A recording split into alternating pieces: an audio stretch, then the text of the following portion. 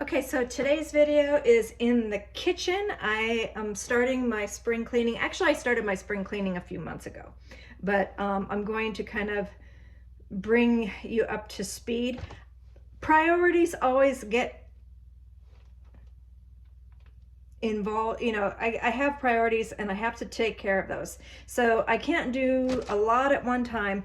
And so this video is going to be geared more towards the beginner, I guess, the person with their first home or on their own for the first time, and maybe while they were in their parents, in their childhood home, maybe their parents or parent was gone working all the time, or somehow you didn't get some of these tips. And so these are kind of some things for the newbie in the kitchen, and then some people that are just needing some refresher courses. So you go, oh, I forgot about that. That's right. So here's some things that I ran into while I was starting to do cleaning that changed my organizing cleaning to a different priority. So one thing I found was that some friends gifted me a bunch of food lately. I mean, like a bunch. And I've used up all the things that were the most perishable, and now I'm moving down to the end of it. So I was gifted, I think about 4 or 5 bags of potatoes. And so I kind of popped open the plastic bag a little bit. I ripped them open, and I just set them on top of the refrigerator. And the whole purpose of it was growing. I wanted them to grow so that I can plant them. And they are growing beautifully. They're not rotting. If you would just leave them stuck in the plastic completely, they'd start to rot.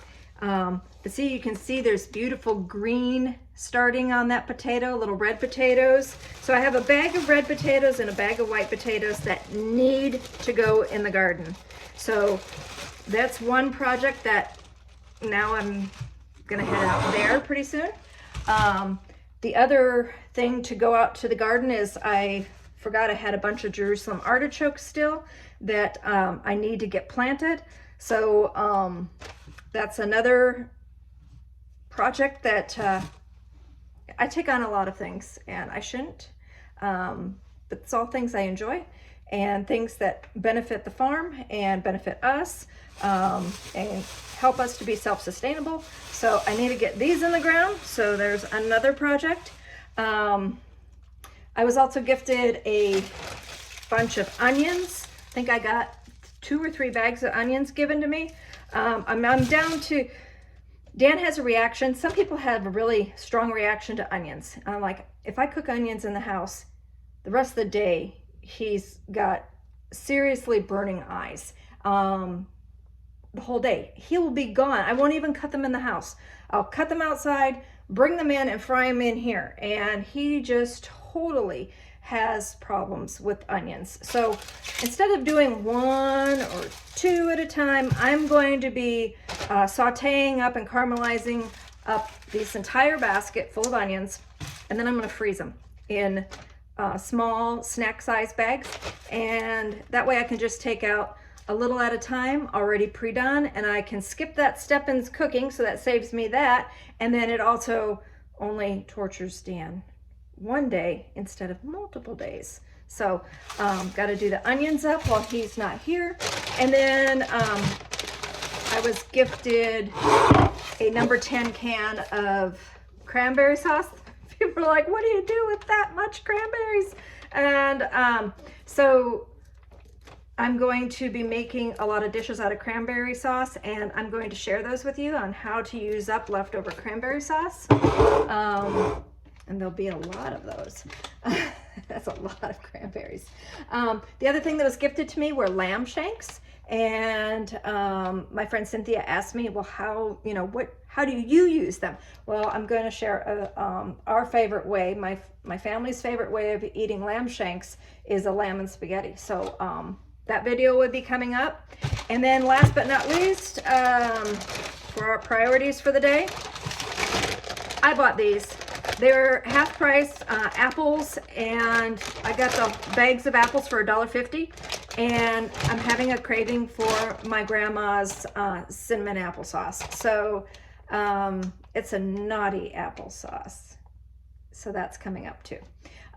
So again, there's a few cleaning techniques, but these are things to save. You know, something that you might have thrown away was the potatoes. Well, don't throw those away. Stick them in a pot, a deep pot, so that they can, you know, and the potato flowers are gorgeous and everything. So there's just all kinds of, you know, things you can do and save. A penny saved is a penny earned. Stick with that. These times are going to get hard, I think.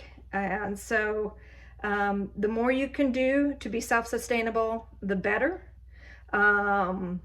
So here is some ideas coming up on off-grid lighting and things like that. But and just kind of my start of my spring clean, my real spring cleaning. And so I'm going to be walking you through different projects and different ideas and things like that. So this is kind of like an introduction to spring cleaning and starting in the kitchen. Okay, I'm starting by my spring cleaning by right in the front door. And one thing that I ran into, what I'm doing is like I'm wiping down the side of the refrigerator. And this here, right here, is a really great light. Right next to the door. It's got magnets on the bottom of it. It's also got a hanging hook, so if you don't have a magnetic structure right next to your door, you can hang this light here. What's really cool is it comes out with some handles, and my batteries are dying, but literally it turns into a nice little lantern. So it can go on my refrigerator, and then of course it closes and constructs down, or my front door is also metal. So any place that there's metal, these work great like in your truck. And let's say you break down at night and you need to look underneath your hood. That just kind of like, you know, you can just stick it right up underneath your hood. These are really nice. The only thing I don't like is that they're not rechargeable. I'm hoping, I haven't done any research to see if there's another brand, but I would like to find a rechargeable one that I don't have to rely on batteries. So this is a great thing to have off-grid when the lights go out. So walking in the front door, I told you what I'm doing is wiping down the refrigerator wall, and then of course any light plates. And one thing I really like is, see, the light plate does not look like it's dirty, but these Mr. Clean wipes, I just wiped this light, look at that. So it kind of like shows the dirt. And I love to use it. I use it mostly on anything like this. I don't use them all the time, but on the doors and around any place that people's oily fingers touch. This is, I mean, this didn't look that dirty, but look at how, you know, look at that. So Mr. Clean, I don't like the knockoffs, they fall apart. I get the Mr. Clean heavy duty ones, and so I'm going around, I'm going to clean the door, I'm going to clean my light fixtures, and also my refrigerator. I've got more cleaning to do on the refrigerator. So that's my morning. Again, more cleaning tips. Don't forget to look everywhere. Look at the top of that hinge. When's the last time I cleaned that? And the top of the door. There's some fuzz up there on top of my molding. So clean everywhere. Be observant. Okay, so this is the top of my refrigerator. I usually keep any of the root items like my potatoes and my yams or sweet potatoes up here. I have a spot I usually have for onions, but I'm going to be doing something with those here in a minute. And what I do is I keep baskets, stacking baskets up on top here. These are made by the Tahara Hamara or Raramure out of their indigenous people out of Mexico. And I love using their baskets for food storage. And then I also have my egg gathering basket right on top of the refrigerator on the way out the door. So this is the top of my refrigerator, and there is a cabinet above it, which I keep things that I don't use very often in. So as far as the cleaning thing goes, I clean the front of that cabinet up first before cleaning the top of my refrigerator because things drop down. So there's another cleaning tip if you don't do that already. And so the next step is a priority, which is going to interrupt my cleaning. Okay, so here is the gigantic pan full of caramelized onions.